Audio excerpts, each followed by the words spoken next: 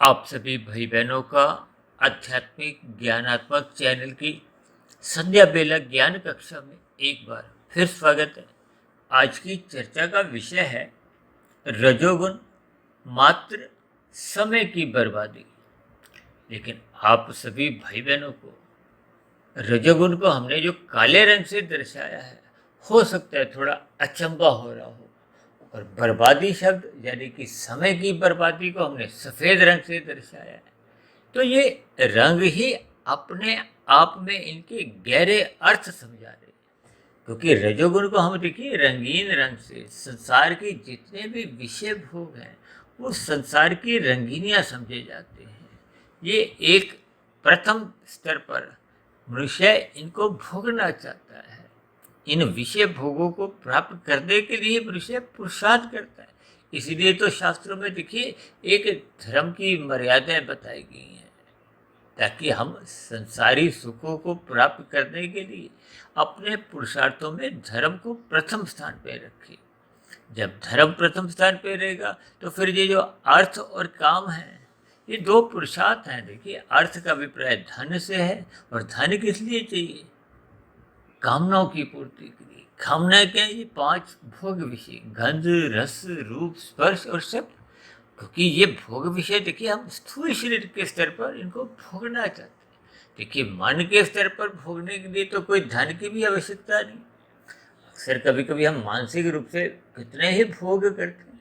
अब हम बाजार में घूम रहे हैं या किसी मॉल में घूम रहे हैं, वहाँ के कोई भी पदार्थ का जो हम स्वाद है मानसिक रूप से तो देखिए बिना धन दिए ही ले सकते हैं, और उसमें किसी दुकानदार का भी कोई एक हानि नहीं होती। यानी कि मानसिक स्तर पर जब भी हम कोई विषय भोगों का सुख लेते हैं, उसके लिए आपको हमें कोई कीमत नहीं चुकानी होती। जबकि ऐसा बार बार कहा गया है कि देखिए स्थूल शरीर पे स्तर पर जब हम कोई क्रियाएं करते हैं तो उसका तो कर्माशय बनता है, क्योंकि आपके हमारे स्थूल शरीर के स्तर पर होने वाली क्रियाओं का प्रकृति के अन्य जीवों पे प्रभाव पड़ता है। अब वो अन्य जीवों में चाहे पशु पक्षी हो चाहे मनुष्य हो, यानी कि इन सभी स्थितियों को आप हमें ज्ञानपूर्वक समझना। और अक्सर हम कहते हैं ना कि देखिए स्थूल शरीर पर जो भी कर्म होते हैं उनका कर्माशय भी बनता है, उनके संस्कार भी बनते हैं।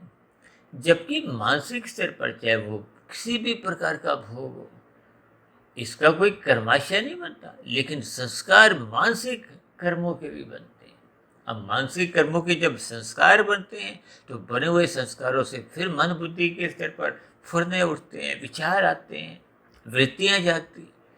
अब ये जो उठने वाले विचार हैं, वृत्तियां हैं, ये जब एक वेग से आती हैं, अक्सर हम इन वेगों को देखिए तूफान से जोड़ते हैं, क्रोध से जोड़ते हैं। यानी कि जब ये एक बहुत जोर शोर से आती है तो फिर ये स्थूल शरीर को गोलकों को, क्योंकि 5 कर्मेंद्रियां हैं स्थूल शरीर की और 5 ज्ञानेंद्रिय। ज्ञानेंद्रियों में देखिए नाक, जिह्वा, आंख, त्वचा, कान, ये स्थूल शरीर की गोलकें हैं ज्ञानेंद्रियों की। इनसे हम 5 भूखे विषयों का सुख भोगते हैं स्थूल शरीर के स्तर। और इसी तरह हाथ पैर वाणी लिंग गुदा, ये 5 स्थूल शरीर की कर्मेंद्रियां हैं गोल के रूप में। यानी पूर्व काल में जो हमने मानसिक रूप से विषय भोगों को भोगा था, उनके संस्कार बने, संस्कारों से मन बुद्धि में एक वृत्तियां जागी, विचार आए। अब वो क्योंकि तूफानी वेग से आए, अब वो नए स्तर पर इन कर्मेंद्रियों द्वारा, यानी कि हाथ पैर वाणी लिंग गुदा, ये जो 5 कर्मेंद्रिय, इनसे फिर वो कर्म करने को वो बाध्य कर देते। यानी कि ये स्थितियां ऐसे ऐसे आपके हमारे एक संसार में, आपके व्यवहार में, आपके हमारे जीवन में देखिए ये कर्मों का खाता इस हिसाब से बढ़ता रहता है।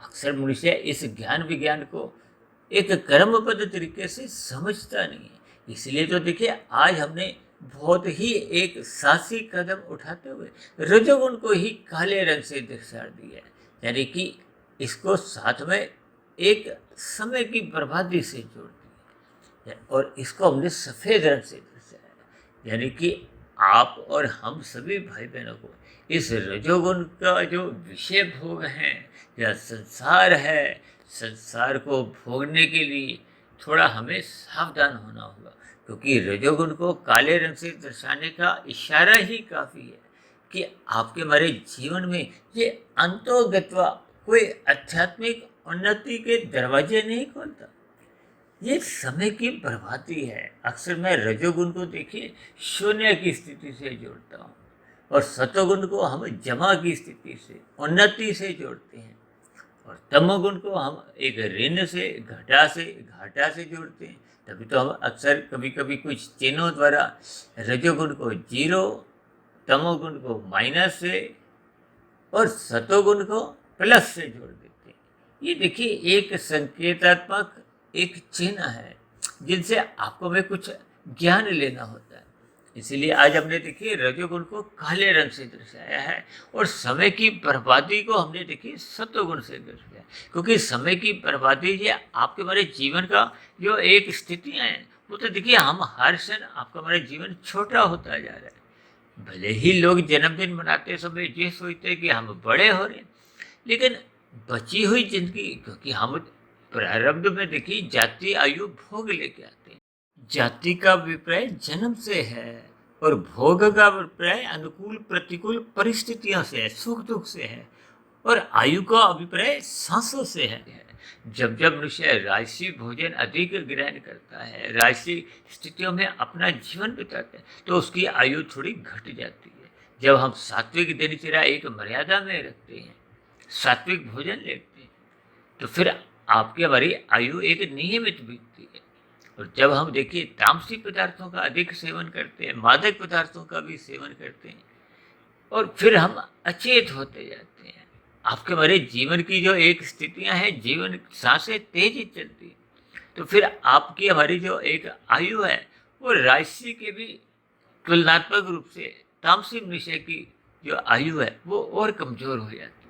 देखिए ये सभी स्थितियां एक सापेक्ष दृष्टिकोण से, और आप पर हम पाओगे कि राजसी जितने भी भोग हैं ये अल्पकालिक होते हैं। अब हम जब रसगुल्ला खाते हैं तो ये आपको में सुख कितनी देर का देता है? आधे मिनट का, 1 मिनट का, 2 मिनट का, 5 मिनट का, 10 मिनट का, कि ये अल्पकालिक सुख है। और दीर्घकालिक इनके जो परिणाम आते हैं, अक्सर ये राशि सुखों को भोगने के बाद जो इनके दीर्घकालिक परिणाम आते हैं वो एक दुखदायी होते हैं। अक्सर आप 55-60 की उम्र पर जब आप पहुंचते हो तो आप ऐसा महसूस करने लगते हो कि युवावस्था में यदि हमने ये गलती नहीं की होती। अब युवावस्था को तो देखिए रजोगुण से जोड़ा जाता है, उनकी क्रियाएं भी अधिक होती हैं। ये जो स्त्री और पुरुष का जो आपसी आकर्षण है, शास्त्रों में उसको भी रजोगुण के कारण ही कहा गया। यानी कि युवावस्था में रजोगुण अमर्यादित होने की संभावना अधिक होती है। इसलिए तो देखिए शास्त्रों में ये जो विवाह का बंधन है ये एक धार्मिक मर्यादा है। इस रजोगुण को मर्यादा में रखने के लिए एक विवाह का एक प्रावधान है, एक संस्कार है, एक बंधन है। देखिए इन सभी स्थितियों को आपको में कर्मबद्ध तरीके से ज्ञानपूर्वक समझनी होगी, अपने मिले हुए जीवन के महत्व को पहचानना होगा, क्योंकि मनुष्य जोनि कर्म जोनि के साथ साथ साधना जोनि का एक बहुत बड़ा अवसर है। और इस अवसर का जब तक हम लाभ नहीं उठाते, लाभ क्या है कि आपको में अपना सतोगुण बढ़ाना है। सतोगुण बढ़ाते बढ़ाते अपनी आध्यात्मिक स्थिति मजबूत करनी है। यानी कि सात्विक स्थिति मजबूत होने पे ही वो जो शुद्ध सत्वगुणी सत्ता है, परमात्मा है, भगवान है, ब्रह्म है, उस सत्ता को हमने समझना है। उस सत्ता को हमने समझना भी है, उससे जुड़ना भी है, उसको प्राप्त भी करना है, क्योंकि ये मनुष्य जोनि में ही संभव है। उस सत्ता को हमने क्यों प्राप्त करना है, इसके पीछे का भी कारण है, क्योंकि आत्मा मात्र एक ज्ञान स्वरूप सत्ता, चेतन सत्ता है। कहते हैं ना भगवान को आनंद स्वरूप कहा गया, जबकि आत्मा को तो कहीं भी आनंद स्वरूप कहा नहीं गया। कभी कभी एक भ्रम की स्थिति में लोग आत्मा को भी एक आनंद स्वरूप मांगते। देखिए मैं अक्सर इस बात पर अपने विचार रखता हूँ कि मोक्ष काल की स्थिति में जब हम परमात्मा के बराबर ही एक आनंदमय स्थितियों में विचरण करते हैं, उस स्थिति विशेष में भी तकनीकी रूप से आत्मा आनंद स्वरूप नहीं होती। यानी आत्मा आनंदमय जीवन बिताते हुए भी तकनीकी रूप से वो ज्ञान स्वरूप ही रहती है। इन सभी स्थितियों को आपको मैं ज्ञान पूर्वक समझना होगा, ताकि हम अपने मिले हुए जीवन में आनंद स्वरूप परमात्मा को पाने की दिशा की ओर बढ़ते जाएं। क्योंकि जब तक हम श्रद्धापूर्वक सत्संग नहीं करते, अब श्रद्धापूर्वक सत्संग कब होता है? जब मनुष्य रजोगुण के प्रति उदासीन रहता है, संसारी आकर्षणों को रसपूर्वक भोगता नहीं है। इन सभी स्थितियों को हम एक मर्यादा में लेते हैं, या दूसरे सरल शब्दों में यूं को कि स्थूल शरीर की अवस्थाओं की पूर्ति के लिए। क्योंकि स्थूल शरीर तो देखिए एक साधन है। भगवान श्री कृष्ण जी ने तो इस स्थूल शरीर को ही एक रथ का नाम दिया। रथ का नाम देने का अभिप्राय इसकी महत्ता बताने से है। और जब हम ये जो 5 विषय भोगों के जो घोड़े हैं, इनको हम मन बुद्धि द्वारा एक नियंत्रण में रखते हैं। देखिए, मन एक महाइंद्रिय है। बिना मन की स्वीकृति लिए तो स्थूल शरीर की ये जो 10 गोलके हैं, 5 ज्ञानेंद्रियां, नाक, जिह्वा, आंख, त्वचा, कान, और 5 कर्मेंद्रियां, हाथ, पैर, वाणी, लिंग, बुद्धि, ये स्वतंत्र नहीं है जब तक मन इनको एक अधिकार नहीं देता, स्वीकृति नहीं देता। इसलिए तो देखिए, मन को महाइंद्रिय भी कहा गया है। ये जो एकादशी का व्रत है ना, देखिए ये 11 इंद्रियां हैं, 10 यानी कि 5 ज्ञानेंद्रियां, 5 कर्मेंद्रियां और 1 मन। ये 11 ये इंद्रियां जब एक नियंत्रण में होती है, इसी को ही देखिए एकादशी व्रत के साथ जोड़ा गया है। व्रत का अभिप्राय क्या है कि आप और हम एक विशेष संकल्प निर्णय लेते हैं कि इन स्थितियों से हम बचेंगे।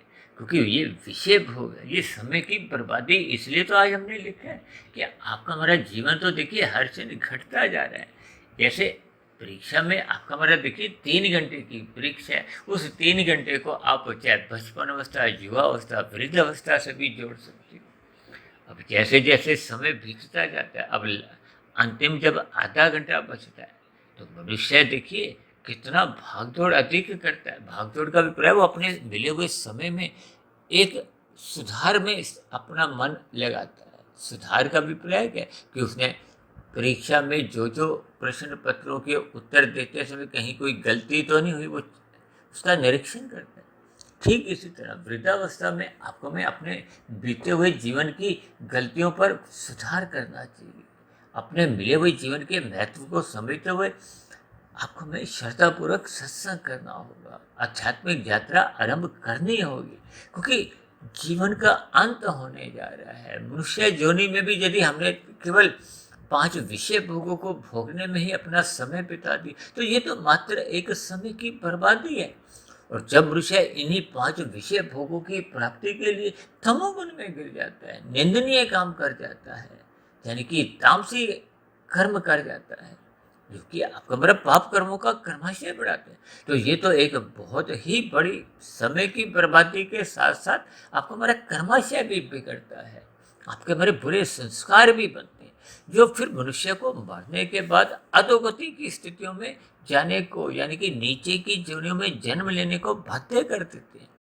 दूसरी विशेष बात, यदि आपने धन धर्मानुसार भी कमाया है, लेकिन वृद्धावस्था में आते आते आपके हमारे स्थूल शरीर द्वारा उन कमाए गए धन का हम देखिए भोग कर नहीं सकते। क्योंकि आपके हमारे स्थूल शरीर की जो एक कर्मेंद्रियां हैं, ज्ञानेंद्रियां हैं, वो शिथिल पड़ जाती हैं।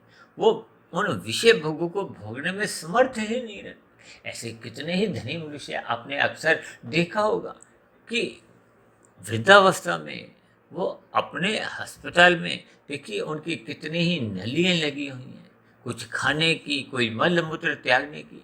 अब ऐसी स्थिति विशेष में पदार्थ भी उपलब्ध हैं, भले ही वो उन्होंने धर्मानुसार कमाए थे, लेकिन भोगने में आपका हमारा स्थूल शरीर सदा एक स्वस्थ स्थिति में रह नहीं पाता। उसमें हरास्या होना प्रकृति का एक नियम है।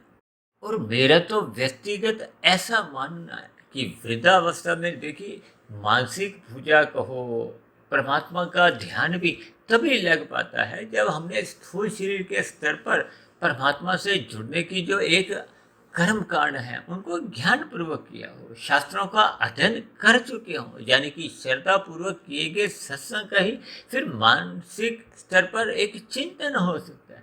यदि हमने श्रद्धा पूर्वक सत्संग किया ही नहीं था, जब आपका हमारा स्थूल शरीर एक तंदुरुस्त था, तब ऐसी स्थिति विशेष में देखिए वृद्धावस्था की उन स्थितियों में हम मानसिक चिंतन करने के काबिल ही नहीं रहते, योग्य ही नहीं रहते। इन सभी स्थितियों को ध्यानपूर्वक आपको में चिंतन करना होगा, यानी कि रजोगुण को एक मर्यादा में रखते हुए इन सभी स्थितियों पर विचार करना होगा।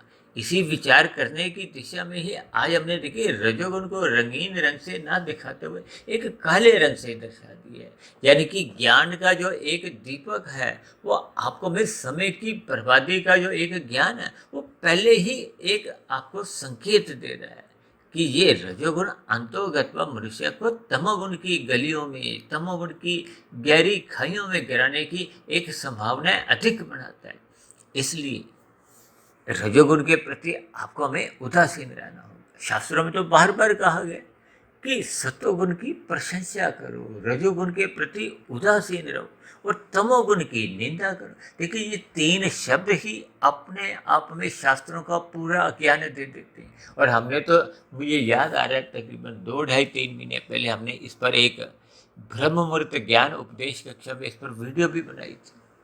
इन सभी स्थितियों को आपको वही ज्ञानपूर्वक समझना होगा।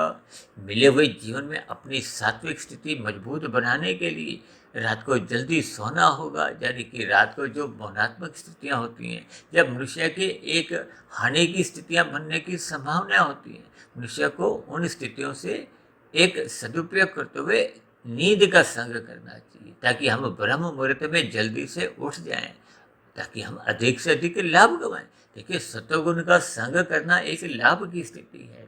और फिर विशुद्ध सत्वगुण, जब एक सत्वगुण की एक शुद्धतम स्थिति, जिसको ब्रह्म मुहूर्त इसीलिए कहा गया है कि वो आपको में परमात्मा से जोड़ने में एक अनुकूलतम स्थितियां उपलब्ध करवाता है। और जब हम ब्रह्म मुहूर्त में उठने का अपना एक नियमित संस्कार स्वभाव बना लेते हैं, तो फिर आपका हमारा रजोगुण सहज ही मर्यादा में बना रहता है। अब वो रजोगुण फिर वो एक कालेपन की स्थिति में, जिसको आज हमने दर्शाया है, यानी कि वो मनुष्य को तमोगुण में गिराता नहीं है, केवल अपने स्थूल शरीर की दिनचर्या को व्यवस्थित रखने के लिए वो रजोगुण बना रहता है। इन सभी स्थितियों को आपको मैं ज्ञानपूर्वक समझते हुए अपने मिले हुए जीवन के उद्देश्य को समझना होगा और अपने मिले हुए जीवन की सांसों का सदुपयोग करते हुए सत्वगुण का अधिक से अधिक संग करते हुए अपने जीवन को सफलता की ओर, सार्थक दिशा की ओर ले जाना होगा। तो ऐसी सभी शुभ स्थितियां आप सभी भाई बहनों के जीवन में भी बनने लगे।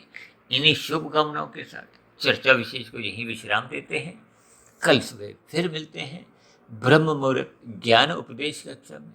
तब तक आप अपने आध्यात्मिक मित्र सुधीर भाटिया फकीर को इजाज़त दें।